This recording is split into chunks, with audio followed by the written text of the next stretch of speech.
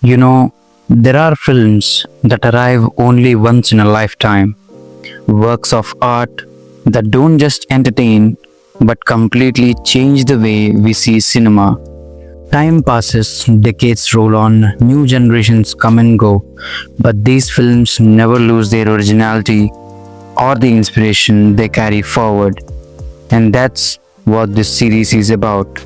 Starting today, we are going to take a deep dive into the world of cinema that has, in some ways, slipped out of mainstream conversation, yet remains vital masterpieces that remind us what movies can truly achieve. Welcome to Decoding Cinema. And for part 1 of this series, we are looking at a film that redefines storytelling with nothing but dialogue, tension, and one single room. Sidney Lumet's 1957 classic 12 Angry Men. There are some facts about this movie that absolutely blow my mind. Did you know that 12 Angry Men was shot in just 21 days on a budget of under $300,000? And yeah, the lead actor actually produced the movie himself and refused to take a salary. He just believed in the story that much. And here's my favorite part.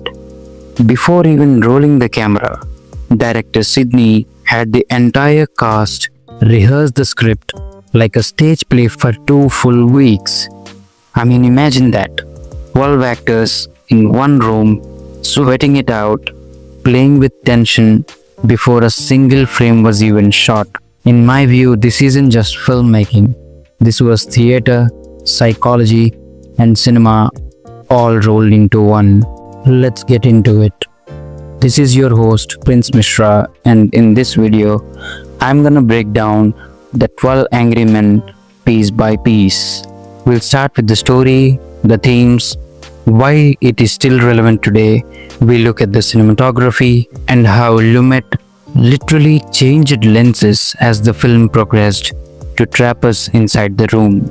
We'll talk about the era 1950s America, a time of huge social change. We'll dig into the art of persuasion because this movie is basically a masterclass in psychology. And of course, we'll talk about its impact on world cinema, the trivia you didn't know, and why it still matters after more than 6 decades. So grab a coffee, sit back, relax, because this is going to be a journey into one of the greatest courtroom dramas ever made. This is Decoding Cinema, 12 Angry Men.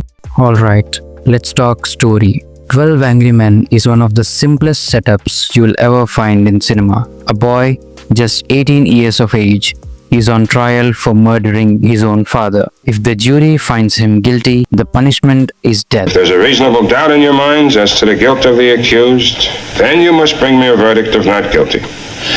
One man is dead. Another man's life is at stake.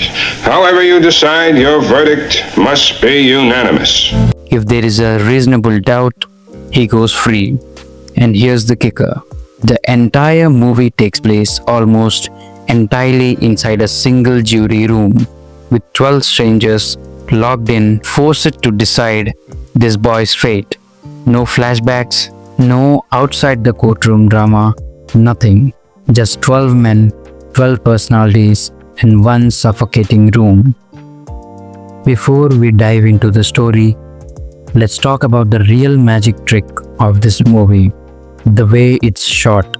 Sidney Lumet knew he had only one room, 12 men, and no flashy action sequences. So how do you keep an audience glued for 90 minutes? The answer: camera movement and composition. In the beginning, camera feels almost casual. Lots and lots of wider shots, more breathing space, the jurors moving around freely. But as the tension rises, you will notice that Lumet starts slowly tightening the noose. The camera begins to push in closer and closer on the faces. He switches from wide-angle lenses to longer lenses, which compress the background and make the walls feel like they're closing in.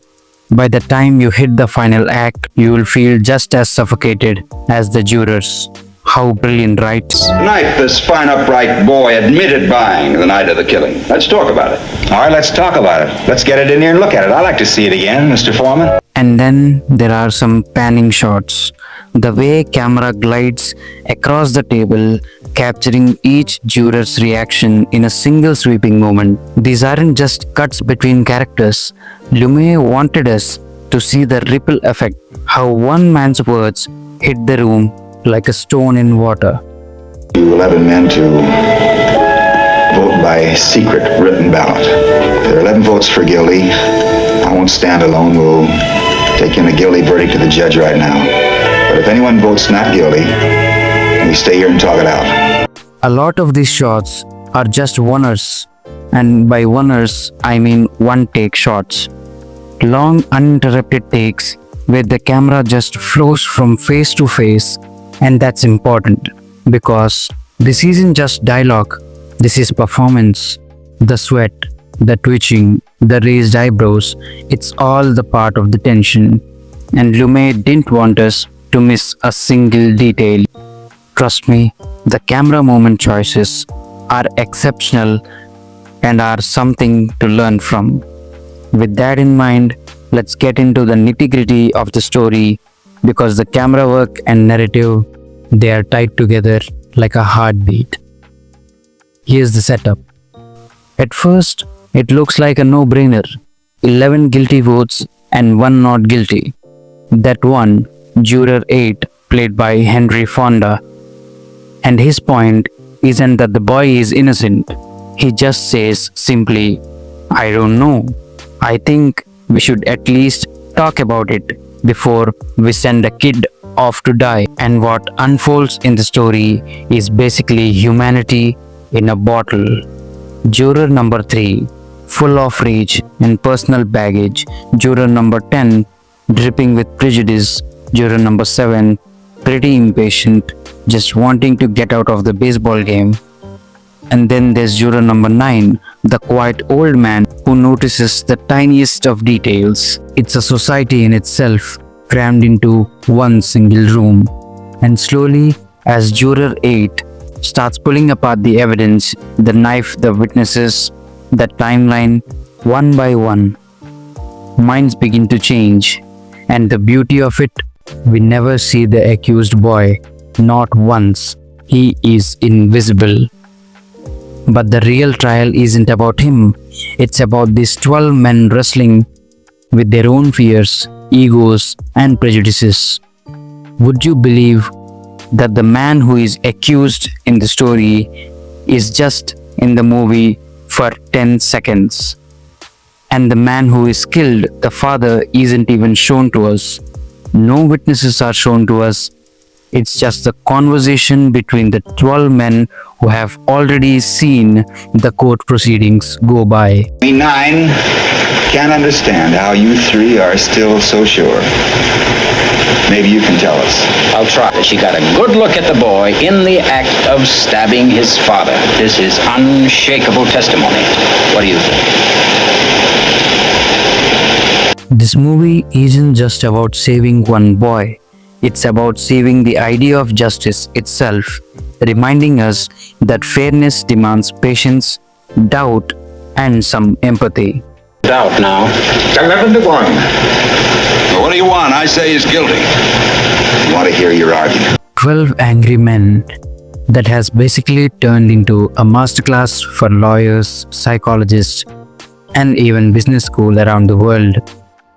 Because at the heart of this movie, it's not about the murder or even the boy on trial. It's about how one person can slowly shift the minds of 11 others. And if you watch carefully, you'll see every single persuasion tactic you've ever read in a psychology textbook is right there in the sweaty jury room. You're not going to tell me that we're supposed to believe this kid knowing what he is? Listen, I've lived among them all my life. Listen, what about the woman across the street? If her testimony don't prove it, nothing does. You don't believe the boy's story. How come you believe the woman's? She's one of them, too, isn't she? Supposing you were the one that was on trial. Supposing you talk us all out of this and kid really did knife his father, huh? He's a common ignorant slob. He don't even speak good English. He doesn't even speak good English. Again? I beg pardon. I beg pardon. What are you so polite about? For the same reason you're not. It's the way I was brought up. Everything of anyone in his right mind and broke a stack, huh? You're just trying to bait me. He did an excellent job. Or the boy is guilty, period. Know what I mean, my friend? He's got those cough drops. They're all gone, my friend. Let's start with Juror 8, Henry Fonda. He doesn't walk in swinging, he doesn't shout, doesn't lecture. He starts with a reasonable doubt. He plants just a tiny seed. I am not sure. Don't you think we should talk about it? That's the only sentence he says. That's step 1 of persuasion. Instead of pushing, you invite people to think with you. He doesn't say you're wrong. He says, let's slow down. You know that this type of conversation is pretty subtle but powerful. Then, as the story unfolds, you see all the tools of persuasion roll out. Their storytelling, Juror 8 reconstructs the timing of events with that little experiment about walking across the apartment. There's evidence framing, there's emotional appeal, and then there's the quiet killer move, listening. Juror 8 doesn't just argue, he listens. He makes people feel heard, and that's how you often win an argument. You know, if you have ever been in a meeting or a debate or even a family argument, you'll recognize these tactics because 12 Angry Men isn't just about the jury system, it's about human nature. We all come into rooms with biases, with personal baggage, with snap judgments, with persuasion. What persuasion does, at least the good kind, is peel those layers back. That's why law schools still use this film. That's why negotiation trainers still use it, because it shows persuasion not as manipulation, but as the slow building of trust and reason. The most beautiful thing about this movie is that it also has the flip side. If it has the persuasion, it also has resistance. Some jurors don't want to change their minds, no matter what evidence you show them. Juror 3, the last holdout, he isn't defeated by the facts alone. He is defeated when he finally sees that his personal anger issues are clouding his judgment. That's the deepest lesson of persuasion this movie teaches. You don't just change the minds with logic, you change them by understanding the person. Every person has their own fear, their own pain, their own pride. When you understand them, that's when the transformation happens, and this movie beautifully captures those emotions. This is a masterclass in that part. So yeah, 12 Angry Men is technically a courtroom drama, but really, it's like a 90-minute TED Talk on persuasion wrapped in a thriller. And that's why, even today in 2025, people are still learning from it. Let's talk about all the 12 jurors, because all of them have different personalities, different backgrounds, and different way of thinking, yet they are all locked up in a single room where they are to decide a fate of an 18-year-old boy. Juror number 1, the foreman. He tries to keep the order, but honestly, he's not the stronger leader, more of a referee. Juror number 2, the shy guy, soft-spoken, hesitant, but he grows more confident as the movie goes on. The juror number 3, a loudmouth, angry, stubborn, personal baggage with his own son. He's basically the villain of this piece. Juror number 4, a rational, logical businessman, rarely loses his cool, but he gets shaken when his glasses theory is challenged. Juror number 5, he grew up in slums, so he takes offense when people stereotype kids from slums. Juror number 6, the blue-collar working man, simple, straightforward, decent. Did you notice how all the 6 jurors have just something different within them that makes their psychology a totally different person and totally different way of thinking. This is what makes this movie a beautiful conversational piece in its own. We can't decide it in 5 minutes. Supposing we're wrong. Supposing we're wrong. Supposing they're wrong. Well, people make mistakes. Could they be wrong? But we're just gambling on probabilities. We may be wrong. So what's But wait, there are more to come. Juror number 7 is a guy who just wants to get to his baseball game. He doesn't really care about justice. He's selfish, he's impatient. Juror number 8, Henry Fonda. He's calm, he's thoughtful, he's empathetic. The heart of the story. Juror number 9, the old man, is observant, he's experienced, he notices smaller and smaller details that others might miss. Juror number 10, he's prejudiced, bitter, openly racist, one of the ugliest personalities in the room. Juror number 11, the immigrant watchmaker, respectful of democracy, takes the place and process very seriously. Juror number 12, the advertising guy, he's easily distracted, he flip-flops a lot, represents pretty surface level thinking. And what Reginald Rose's script does beautifully is give each juror a moment to reveal themselves. Their personalities clash and that drives the story forward. Let's walk through the turning points in the movie. The first big moment, the knife. Everyone thinks the boy's knife is unique until Juror 8 pulls out an identical one from his pocket.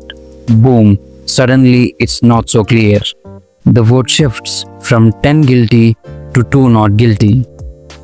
There are many such twists and turns around this movie that keep you hooked throughout the 1.5 hour runtime. The thing is, the personalities of jurors are slowly revealed through the incidents of the case that are at hand. For example, there is a train noise that is being discussed, and a woman claims that she has seen the murder through a passing train, but the jurors realize the noise of a train would have drowned out the sound of the boy yelling. In that case, the woman couldn't hear the train noise, right? But there are jurors who still believe, who just don't care what the outcome of the statement is and just go on to make their statement as they find the boy guilty. But what about all the other evidence? What about all that stuff? The knife, the whole business? Well, you said we could throw out all the other evidence. Whereas there are a few people in the jury who think that this is a logical argument and change their vote from guilty to not guilty. That's the funny part, cause that's basic human nature, right? Some people might agree on something and some people may not agree on something. But ultimately, the truth should prevail. And that's what happens in the end. From the votes that kept shifting, what started as 11 versus 1 turns into a 1 versus 11, and the last man standing is Juror 3, the angriest in the room. Trust me, his breakdown, shouting, tearing up the photograph of his son, the climax of the movie, because that's when we realize the case isn't about the facts or him. It's about his own life, his own bitterness. And when he finally whispers, "not guilty," you feel the weight lift from the whole room. You feel the room is now brightened, is now more cooler, and is now not suffocating anymore. That is the ultimate beauty of the story. It's not about a boy's life being saved. It's about 12 men confronting their own biases, their own blind spots, and for at least a moment choosing justice over any sort of convenience. The knife this fine, upright boy admitted buying the night of the killing. Let's talk about it. All right, let's talk about it. Let's get it in here and look at it. I'd like to see it again, Mr. Foreman. We've talked enough about the story, the jurors, the tension, but here's the thing.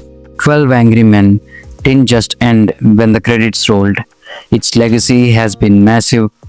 Let's unpack the legacy of 12 Angry Men. First off, in cinema history, the film was a total game changer. Remember, in 1957, that's approx 70 years ago, movies were all about scale. Big technicolor epics, sword and sandal adventures, glamorous musicals. And then here comes Sidney Lumet with a film set in one sweaty jury room, shot in black and white with basically no budget at all, and yet it hits harder than most blockbusters. The contrast showed filmmakers something powerful. You don't need spectacle to grip an audience. You need tension, truth, and basic human conversational conflicts. We can't decide it in 5 minutes, supposing we're wrong. Supposing we're wrong. Yeah. Supposing this whole building should fall down on my head, you can suppose anything. That's right. Could they be wrong? Oh, come on, nobody can know a thing like that. This isn't an exact science. That's right, it isn't. The directors across the world took notice. The film became a textbook example of what you can do with the minimalistic filmmaking and how to use lighting, blocking, and dialogue to create suspense.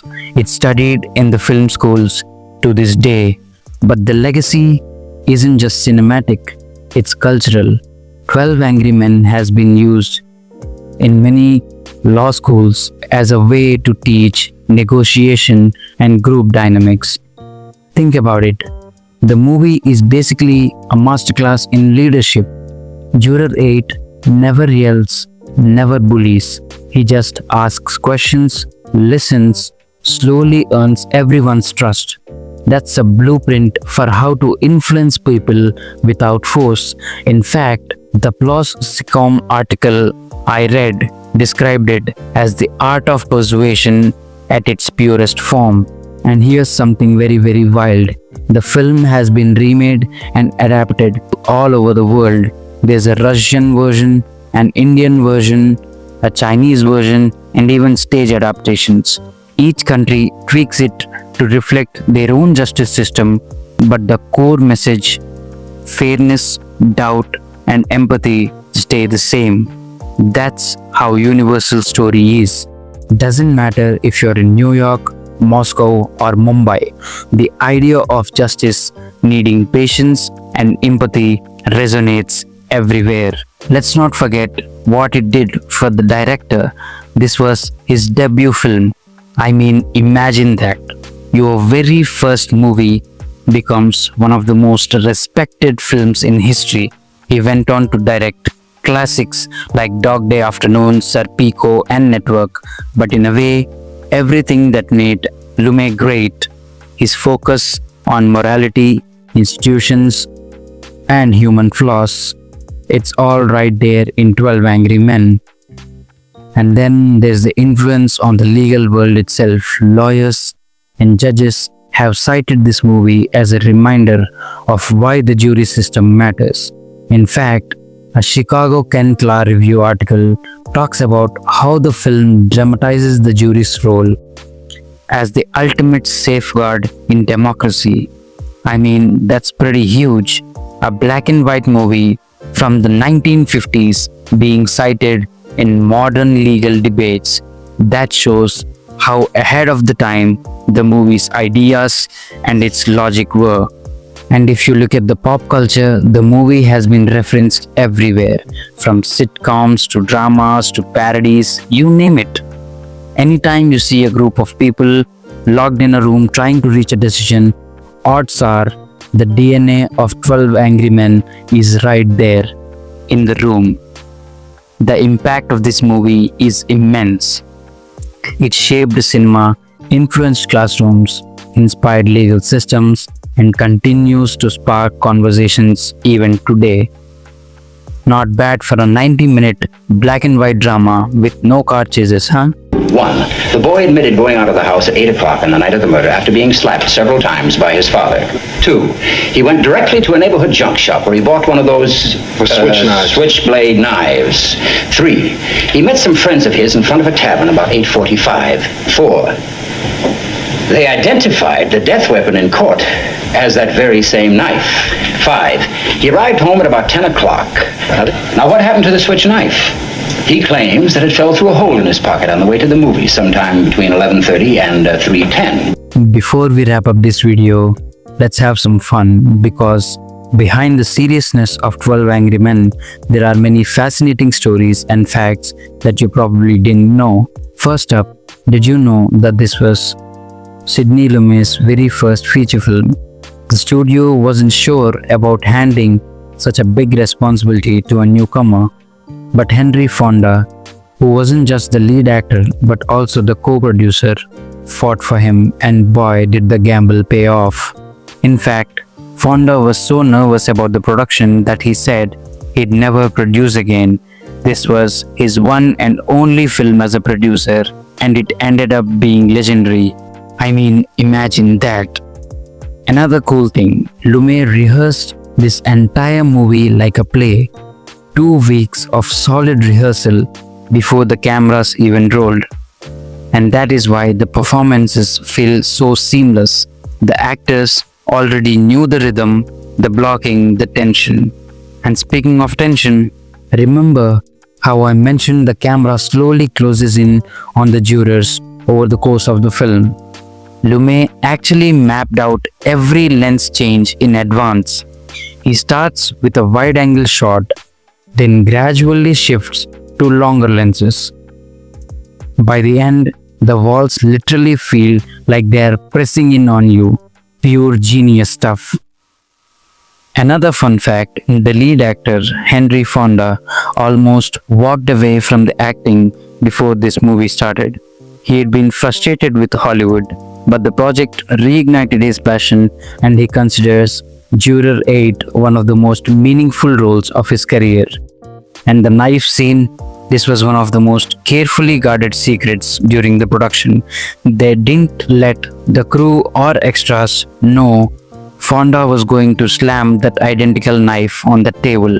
So the shock on the jurors' faces were 100% real. I mean, the 11 other actors did not even know that the scene is going to happen. That makes the scene even more realistic, and the expression on their faces were really authentic. Here's the beautiful irony. When it came out, 12 Angry Men wasn't a huge hit at the box office. It didn't make much money, but over time the reputation grew and grew until today it's considered one of the greatest films ever made. Sometimes the movies that matter most aren't the flashy blockbusters of the moment. They are the quiet ones, the ones that speak truth in the simplest way possible. And that's exactly what 12 Angry Men did. So, what do we take away from all this? That one voice can make a difference, that patience and empathy can change minds, and that cinema at its very best doesn't just entertain us, it challenges us. And that's why 12 Angry Men isn't just a movie, it's a reminder, a mirror, and a masterpiece. This was part 1 of Decoding Cinema. If you enjoyed diving deep into this classic, stick around. We've got more legendary films to unpack in future episodes. Don't forget to like, share, and subscribe if you want to keep exploring cinema's hidden gems with me. Until next time, stay curious, stay passionate, and never stop questioning. I'll see you in the next one. Something I'd like to say. I mean, it's been bothering me a little, and as long as we're stuck. Now, the boy was 5 feet 7 inches tall. His father was 6'2". It's a very awkward thing to stab down into the chest of someone who's more than half a foot taller than you are.